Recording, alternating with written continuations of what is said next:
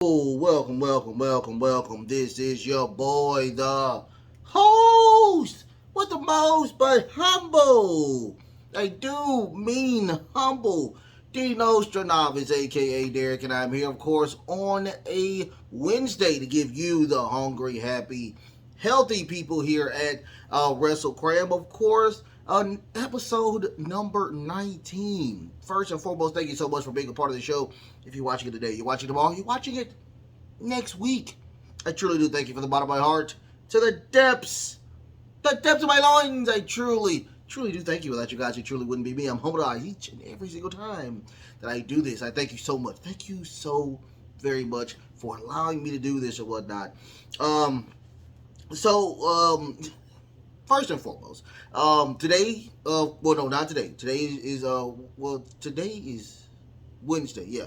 So today will be the last day. Will be the last day that you can get your questions in on Axe Wrestle Cram. You can get your questions in right now. Go ahead and get them in.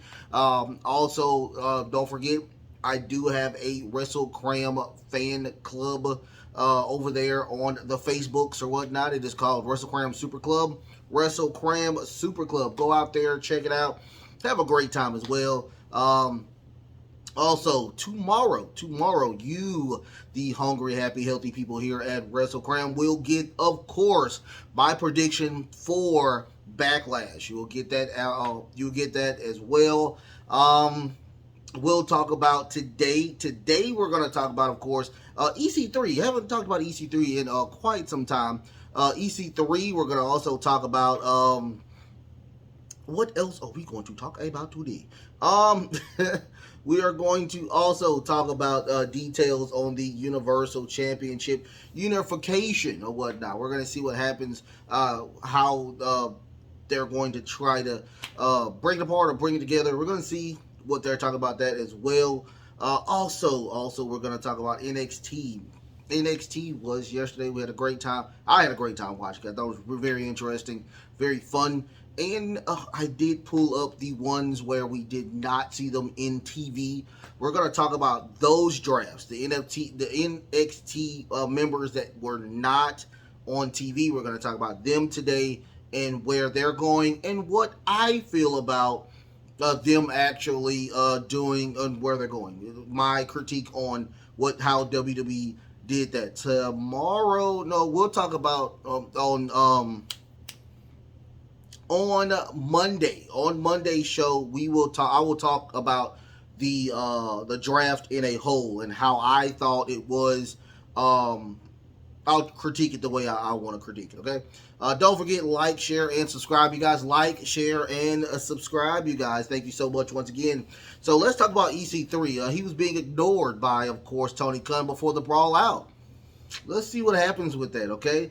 This is from WrestleTalk.com. Don't forget to go check out WrestleTalk.com. A former WWE star has claimed Tony Khan ignored him after the CM Punk and Elite backstage fight. Ooh. After AEW All Out 2022, CM Punk went on a verbal tirade, blasting various stars in the company at a post-show media scrum, including the EVP, including of the AEW EVPs and Kenny Omega, and of course the Young Bucks. After leaving the scrum, members of the Elite confronted CM Punk in the locker room while a reported backstage fight ensued that led to the parties involving being suspended. Punk and the Elite were also stripped of their AEW World titles and their Trios titles, respectively. In the months that followed, AEW President Tony Khan tried to steer the ship to the right direction following the incident. On the latest edition of Wrestling Outlaws, former WWE star EC3 claimed that he wanted to inspire Khan with an email following the All Out 2022. He said, and I quote, I emailed Tony Khan, not at all with intent for to get a job. That's how I laid off. That's how I laid off the email. Oh, that's how he laid off the email. I'm like, I hate reading quotes. But it was when all the intent, CM Punk and the Young Bucks things went off.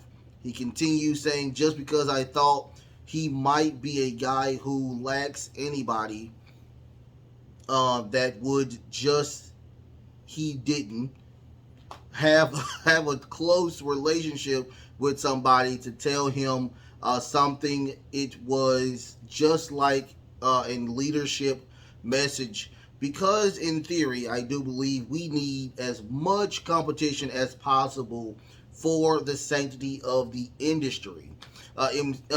EC3 continues on the added and added that he sent the AEW CEO a inspirational message, but never heard back from Tony Khan, saying, so I sent him an inspirational message, and this is a quote, so I sent him an inspirational message on the leadership and what it takes to him at one point, never heard back from him.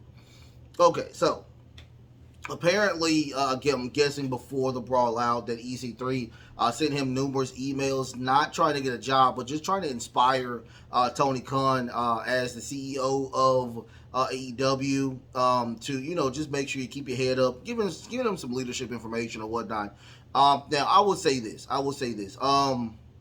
I don't know if he knows EC3. I don't know that it was just a random email that just came out of nowhere. I myself, I look at random emails and I don't even look at them. That's kind of the thing I do. I'm like, I don't know this person. Delete, and I just delete it. It is what it is. I don't know if he even read it. I mean, this dude is a multi-billionaire. He's a multi-billionaire. We're talking about a guy who owns not only a wrestling company that shows at least 4 to 5 shows a week. He also owns a freaking football team. It's actually a successful football team now. So I guarantee that he gets emails upon emails upon emails, and I guarantee he doesn't have what a lot of us normal people have. That's time, and that's the only thing I can think of. He doesn't have the time to do that. So he's like, you know what? Yeah, I probably didn't read that. It is what it is. I mean, now, a lot of billionaires are very cocky. A lot of them are very arrogant.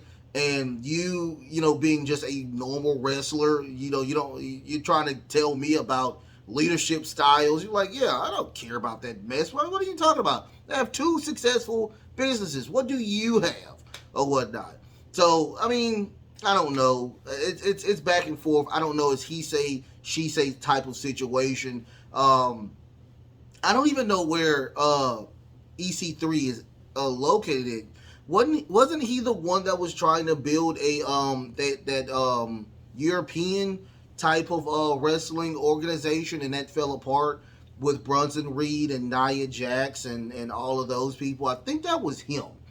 And Braun Strowman, I think he was with that as well. I may be wrong, but I'm thinking that was him. That was the unsuccessful but I wish both of them the best of luck. It really didn't get into the details of why he tried to talk to him about, of course, the brawl out, but it is what it is. I mean, that's all I can say about that situation.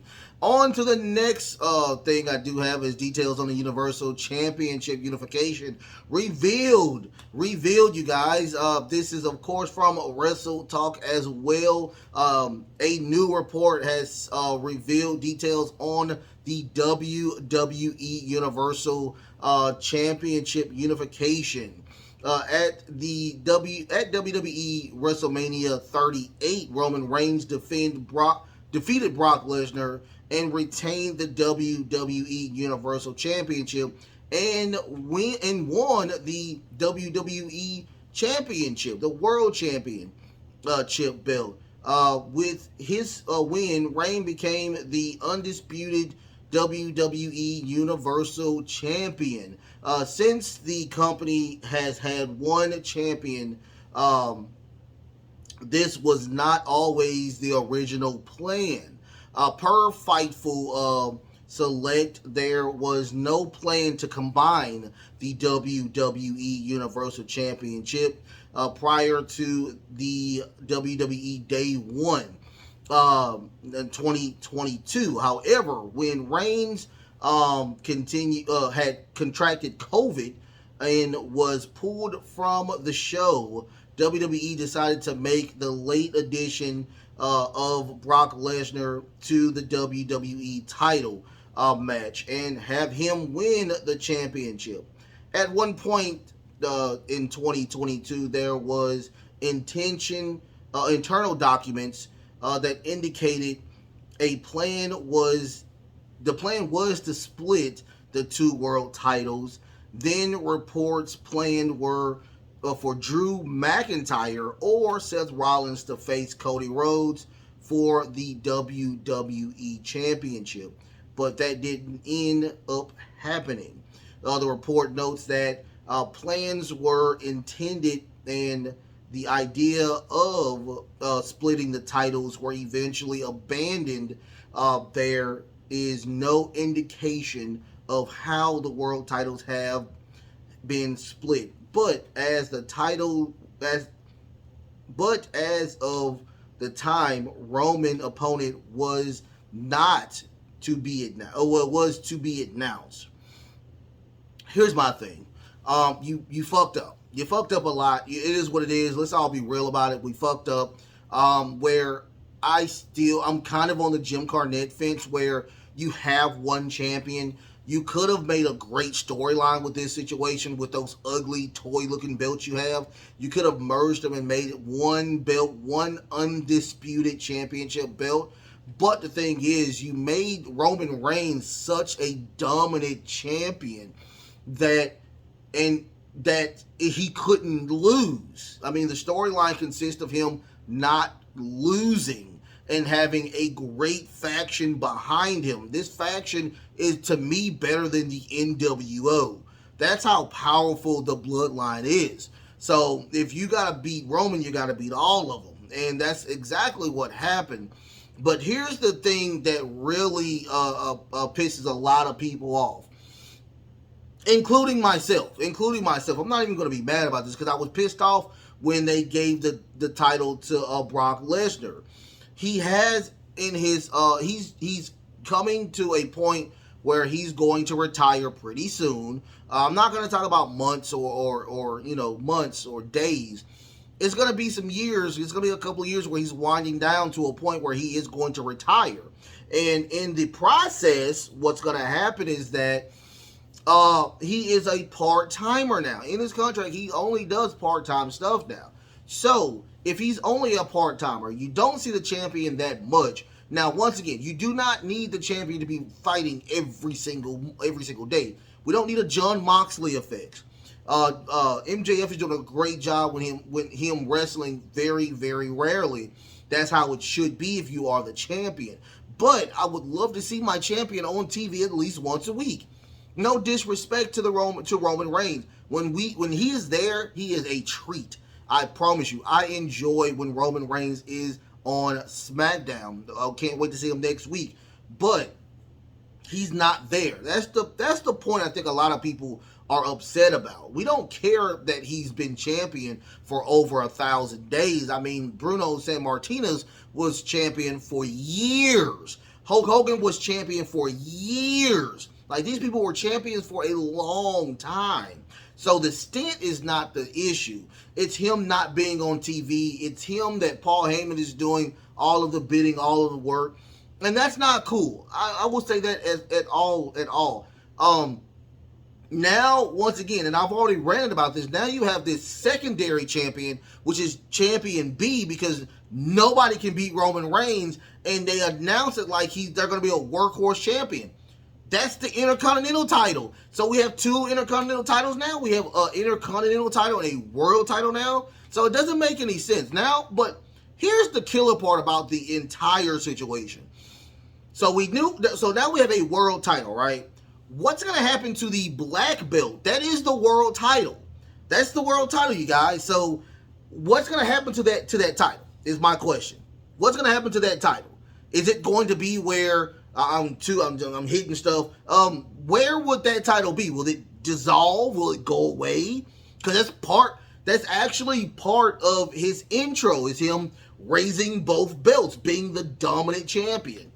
And it sucks. I mean, now what you're going to do? Now what are you going to do? Now you have a dominant... Here's the thing. You have a dominant Intercontinental Champion. Okay? You have a great Intercontinental Champion. So when the storyline hits, or when they start making the card for pay-per-views or whatnot, you're gonna put... I wouldn't put that world champion right behind the Universal Champion. I wouldn't do that. I would not do that at all. I'll put Gunther in there. That is a mid-card belt. I'm gonna continue to say it's a mid-card belt. It is Champion B.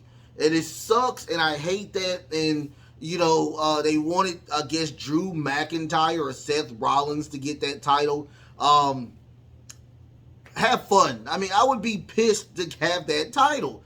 Everybody wants to go for Roman, and it should be like that. Everybody should go for the champion, or what? Especially if you're not a mid carder, you're a upper to top mid a card, or you're top of the card.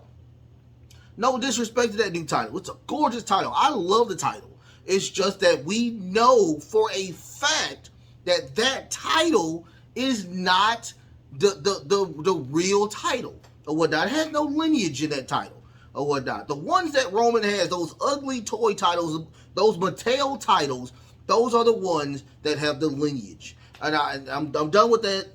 I'm done. Bring it down. Okay, but in the comments, what do you think? What do you think about the ununification of both of the titles or whatnot? Let's get into, of course, NXT. NXT, they did, of course, a video package of the draft of all the other people that was not on TV. I'll talk about that on my 2 cent and random thoughts today. So we get Wesley versus Drew Gulak. We get that match. It was an okay match. The Charlie Dempsey match was a little bit better. We get Charlie grabbing Wesley's legs, pulling him out of the ring. We get Tyler Bate. Tyler Bate did come into the ring with to help, of course, Wesley to even the numbers, even the score or whatnot. So Tyler Bate did attack Charlie Dempsey, knocking him out, giving Wesley the opportunity to do that crazy kick. That, oh my God, it's a crazy kick he does on his opponents. It's a special, and it's, what is it called? I forgot what it's called, but he did it on, of course, on Drew Gulak to retain the title. He has been working nonstop with that title. Now, Intercontinental Champion is one thing, but that United States Champion is the true workhorse title. At the end, Tyler Bate did raise Wesley's hands, but he is noticeably looking at that title. So he wants dibs on that title, or he wants dibs on the champion next. So hopefully we get that with, of course, is it Battleground coming up? We'll get that with that. After that, we get Carmelo Hayes and the Grayson Waller match at Spring Breaking. And, of course, they talk about pretty much the ending of that match, where, of course, Braun Breaker came in, laying waste to everybody, destroying Trick Williams and spearing your boy, the NXT champion, Carmelo Hayes, through the entire stage. And apparently he's still in the hospital. We have an update with that situation as well. Alba Fire and Nyla Dawn gets a video package on a Ouija board predicting their fate, of course, on Friday Night SmackDown, saying that they are going to take those titles with them and defend those titles not only on NXT, but all 3 brands. Thought that was very interesting. I like that situation. After that, we get a Trick Williams promo. Great promo by Trick Williams by himself. I would tell anybody to go see this promo. I do see a lot of potential in Trick Williams. I even see in the far off future where Trick Williams versus Carmelo Hayes at WrestleMania for the Universal Heavyweight Championship. I see it. I see it in the future. I see it in like 5 years from now.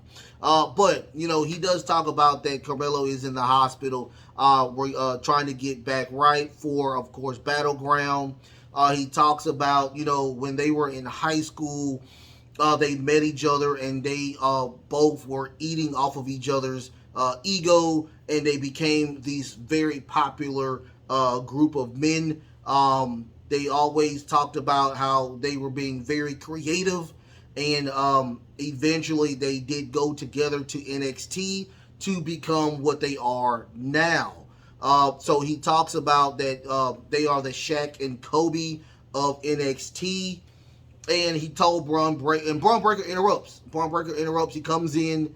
He tells him that you speared me. You speared me. Well, I took the spear or whatnot. And you attacked him. Attacked, of course, Carmelo Hayes backwards. But I would like to. I want you to spear me in front of my face. I want you to attack me head on. I'm tired of these attacks from behind or whatnot. So he did challenge Trick. Trick challenged Braun Breaker for a match today, but Braun said, I'm not going to do it today. I am going to attack you tomorrow. Tomorrow or next week.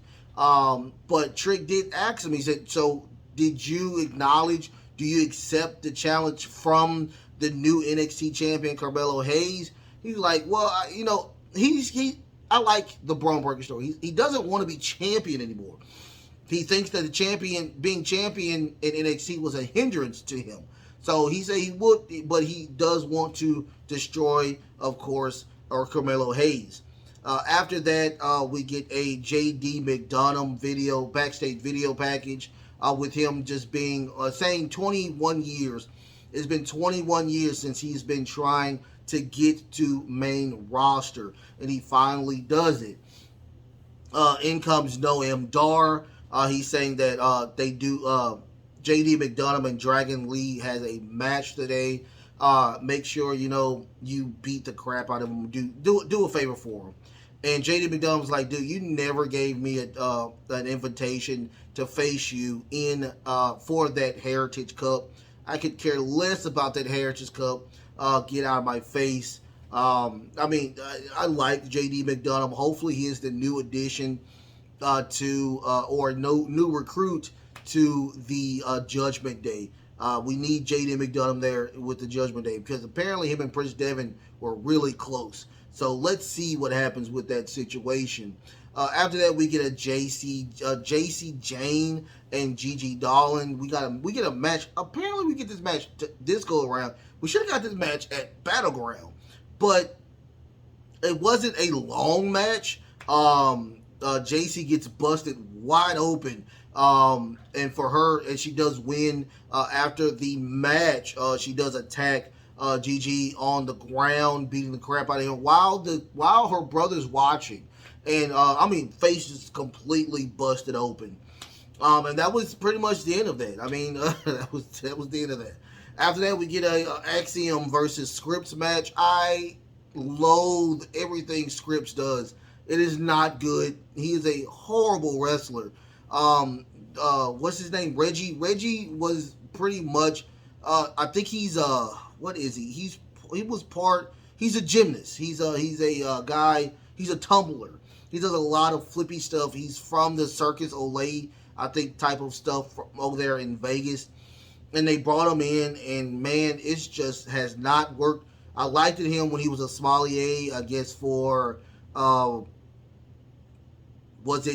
Sasha Banks or Mercedes Moné at the time. But man, it just went from that to now you're in the 24/7 division, and now you're a supervillain, I'm guessing. I was like, I'm done with it. This match was not a lot to go home by.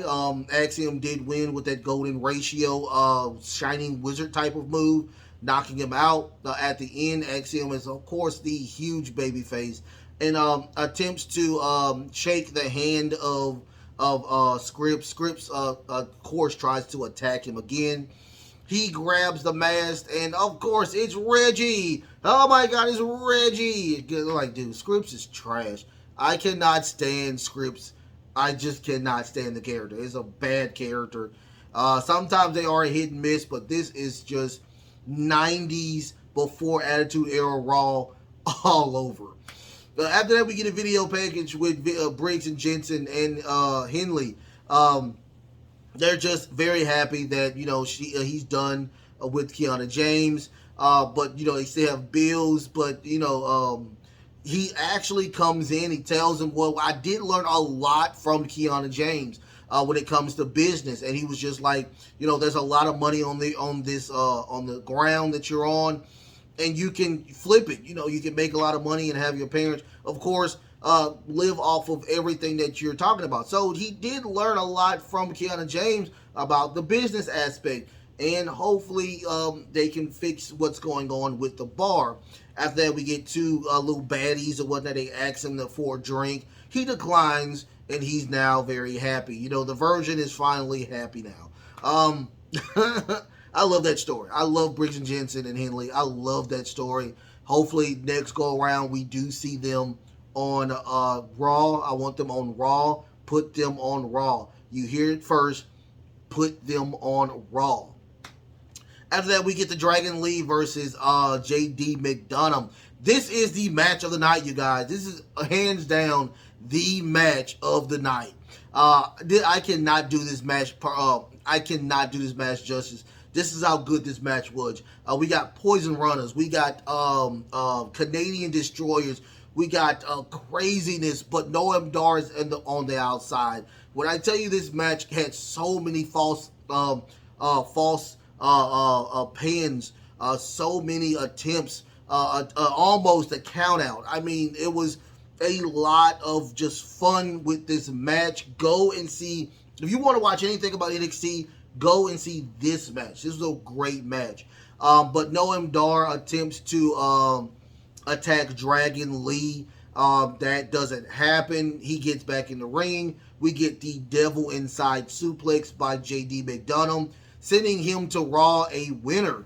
After that, Dragon Lee is truly pissed. He jumps out of the ring, attacks Noam Dar, and that was pretty much the end of that. But I will tell you once again, match of the night, probably match of the week as of right now. And I guarantee those two will be on my top 10 on Sunday, hands down. After that, we get Chase and Carter. They're just talking about, how much the trials and tribulations they have been through, and they are very, very happy now that they are on SmackDown.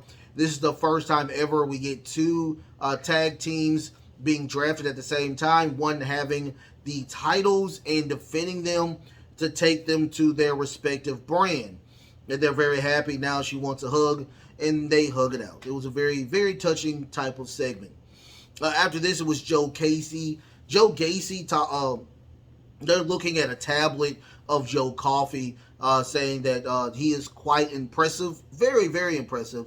But Schism, he said he's going to put his body on the line for Schism in quite frankly, of course, the dyad, where it is time for him to show the dyad that they are worth his time as the leader of Schism. Now, remember that if Joe Coffey loses, they get a title shot, of course, I think at Battleground.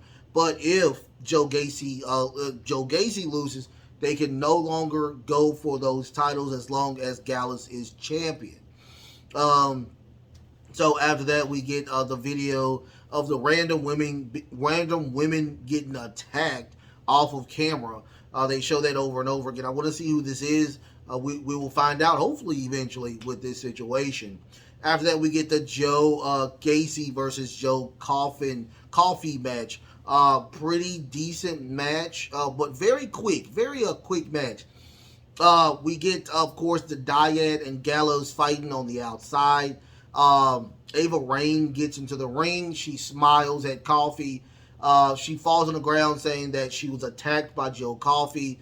Joe Gacy is getting the upside down clothesline for him to win. And the Dyad gets their title shot at Battleground, but we do get a triple threat from the Schism and the Gallows group for next week. The Diamond Mine is not pleased. They're upset behind the situation, and they just show them on there, and they're just truly, truly pissed with this situation. After that, we get a video package of Eddie and Damian Kemp. They're just saying that Damian's like, dude, you just got here. You're supposed to be the person picking up trash and all that. Tell him that he's a homeless bum and all that situation. Eddie's like, dude, I will beat you up. And Damian's like, no, no, you won't. No, you won't. But Damian has not been impressive to me. I'm sorry. He's not. That's why he's not been promoted to main roster yet. I don't see that happening pretty soon. I've not even seen him wrestle in a while. So we'll see with that and whatnot. After that, we get the premiere of, is it Demi Palmer? She does face Deanna, is it Proxy? She does a great job. She's guessing a ex-ballerina or gymnast. It shows a lot with that beautiful ending with the her version of the 5-star frog splash. Really, really innovative type of wrestler. If I had to choose anyone, what I can compare her to, she's kind of like a Sol Ruka type of character. Great acrobatics, great job on that. Can't wait to see more out of this young lady as well. After that, we get a Chase University video package, and of course, Andre is still he's still recovering from the attack from spring breaking, or the match. Well, not even a match. I would say an attack on him on spring breaking. He is not there, so Duke Hudson, of course, he begins to be the teacher, and he tells people that we're no longer going to have quizzes in Chase University, and he told everybody to rip the papers up. And he looks, and on the tablet it says Duke University. So he says apparently Duke University has a nicer ring to it. After that, we get the long-awaited, of course, the match for the tag titles. This is Chase and Carter versus Elbow Fire and Nyla Dunn. This was very interesting with this situation. I can't wait to see what happens with this situation. Very fun match. I'm not going to lie to you. Second match of the night. Great match. Nyla Dunn on Elbow Fire did pull off the win with another finisher I did not see. I thought that finisher was where Nyla Dunn holds her like a backstabber, and Elbow Fire does like a swanton. But this was like another finisher they had, and it had them win. I think Chase was busted open as well. Lots of blood on this match. This was, of course, the main event of the night. After that, well, the main event wasn't that. The main event was, of course, where your girl, the NXT World Champion, was giving her final goodbyes. Apparently, she did tweak her ankle in that match between the triple threat at Spring Breaking. So she was just talking about that, it took her a while to get here. She finally get on main roster. And what was the quote she said? I love that quote she was talking about. But it was a beautiful quote. She says, we have some crazy finishes. What was it? Let me see. Where is that segment? Anyway, so we, what should she say? She says, don't cry because it's over. Smile because it happened. And I thought that was really cool with that situation. And now she says, now how do I get out of this ring? I can't even get out the ring. And out comes her hubby, Dexter Loomis, to carry her into Monday Night Raw. At the end of that situation, we do get a, I forgot. We had a segment with Dijak. Dijak challenges, of course, Ilya Dragunov talking about that, you couldn't move from that little thing that was crushing his chest in. So I mean, I love Dijak. Dijak is awesome times 12. Um, he's the what is it, the whatever 2.0 or whatnot. Big Boss Man 2.0. I thought it was really fun with that. So we will get that match next week. I don't know why we are not getting good matches. That match should be on Battleground as well, including the Gigi Dolan and JCJ. Those matches should be on the Battleground, because I don't see any more matches on Battleground. But I digress. But at the end of Indy Hartwell putting her title on the middle of the ring, we get a ton of women trying to grab that title, go for that title, and the referees come and break everything up. So it's going to be very interesting to see what happens with that. I enjoyed NXT. It is a guilty pleasure of mine. Apparently I like the corny stuff. It is very fun. I promise you, like, Shawn Michaels has done a great job with NXT. Yes, I am a fan of the black and gold, but man, this is just so fun to have now. Once again, I still have the issues, of course, with the smaller ring side and too much interactive with the members as well. One more thing, I forgot. We had a segment with your boy Von Wagner, and he was just talking about his dad being a part of SummerSlam as a tag team. Did not win that match, and they started. And Mr. Snow was Mr. Stone. Was it Stone or Snow? Pulled over and looked at a picture. He's like, dude, I don't want to talk about it. But it's a picture right here. Dude, I do not want to talk about it. And they showed the picture of him, and it looks like he's having brain surgery or whatnot. Or he had brain surgery. So it's very interesting. I want to see more about Von Wagner and the storyline behind Von Wagner. Looks very interesting. I want to see this. Once again, it's a great show. I enjoy it. I will tell anybody to go watch it. It's 2 hours. An hour probably too long, but it is what it is. It's a fun show. Now let's talk about the other NXT call-ups. That's going to be my random thoughts and my 2 cents section of today. We got Raw. Raw did choose Apollo Crews. I think that was a bad choice. I would love for Apollo Crews to be on the SmackDown version.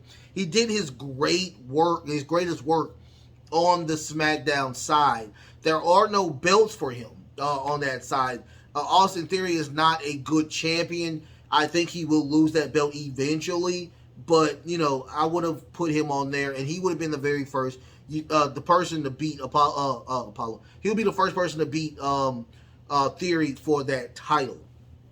Raw has chosen JD McDonough. Perfect, because in my brain, I'm thinking that when they were in New Japan, that JD McDonough was tag team champ. I don't think they were junior tag. I have to look that up, but they were. He did tag with Prince Devitt. Will be a great addition to the Judgment Day, extending the numbers in Judgment Day. Doing a great job with that. Would love to see that times 12. So that was to be a great move. Raw grabs Zoe Stark. I would have put her on SmackDown. She would have been a dominant champion, being the first one to beat Bianca Belair for that SmackDown or the SmackDown title. I would have put her there. I would have had her be a dominant champion, and eventually Bianca Belair would beat Zoe in WrestleMania. Zoe is so good, it makes no sense. Now I think that she's in a pool of a lot of more women, because remember, it's a 3-hour show, so they have more people or wrestlers on that brand. She would have stood out more on the SmackDown side. That's just my opinion. Grayson Waller is on the blue brand. I'm okay with that. Grayson Waller is a Miz type character, but Grayson Waller is a better in-ring performer than the Miz. So they wanted to do, the Grayson Waller effect on one show and Miz TV on the other show. Grayson Waller is a great addition to the Blue brand. I cannot wait to see what they do with that young man. After that, we get, of course, Raw with Sanjay, Veer Mahal, and Jinder Mahal. I would love to see them in that faction, in that group, being a really fun, dominant group. That is a dominant group with Veer Mahal and Sanjay there. Please break these belts apart. Break the tag titles apart now. It is fun to do that. It will be the greatest thing to do. And they will probably be one of the first people to challenge for those titles. Not winning, but eventually do win, and having them, of course, at a WrestleMania for those tag titles, for the Raw tag titles or whatnot. Please change the how they look too. They are so ugly. They're like giant coins on leather straps. Please get rid of that. But I do like them on the Raw brand. That's a great addition to Raw. Odyssey Jones is on Raw. Hopefully he does not fall into obscurity. I didn't see a lot of Odyssey Jones. I knew he was injured when the time that I started watching and recording for you guys. He was injured. He finally came back. He didn't do a lot when he came back. So we will see what happens with Odyssey Jones. He has a great look. He reminds me of that really party guy in NXT as well. I forgot that dude's name, but him. So we will see what happens with the Odyssey Jones situation. You know what I haven't seen in a while? Quincy Jones. Has he been released? I just want to know. Yeah, I just want to figure out if he's been released. So the two free agents that they do have, of course, will be Von Wagner. I see a lot of potential in Von Wagner. Matter of fact, the WWE see a lot of potential in Von Wagner as well. So we'll see what happens with that situation. And Zion Quinn, haven't seen him in a while. So he is a new addition to the free agency as well. He is Samoan, so he may be one of those people that is going to the new bloodline after the Usos are kicked out after the Backlash. We'll see with that situation. Zion has a great look. I enjoy him every single time I see him. So once again, Apollo Crews going to Raw. JD McDonough is going to Raw. Zoe Starks is going to Raw. Grayson Waller is going to SmackDown. Jinder Mahal, Veer Mahan, and Sanjay is going to Raw. Odyssey Jones is going to Raw. Then the two free agents will be Zion Quinn and Von Wagner. I like that they are now, we're going to get this new group of, collegiate athletes that are going to be a part of the new NXT. I see a great horizon for the new NXT group. It's going to be very fun. I can't wait to see what they do. Shawn Michaels, once again, does a great job there. And Triple H does a great job selecting him as over creative in NXT. The best is truly to come with that situation. So don't forget, today is the last day for your boy to get those questions on the feed, the community tab. Don't forget, go to the community tab, get your questions in. Also, don't forget, I do have a Facebook group page, WrestleCram Super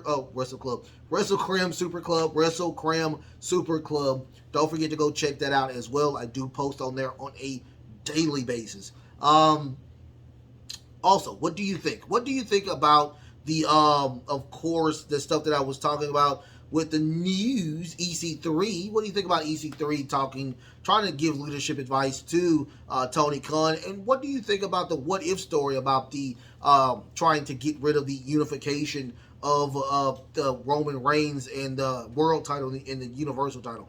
What do you think about that? Also, what do you think about who you think is going to be the very first women's inaugural NXT women's champion? We'll see what happens with that. Also, Trick Williams. I love me some Trick Williams. We got a little segment on NXT about him and Apollo Crews praising this young man, giving him as much love as they could, because Trick Williams and Carmelo Hayes is the future of the sport, hands down.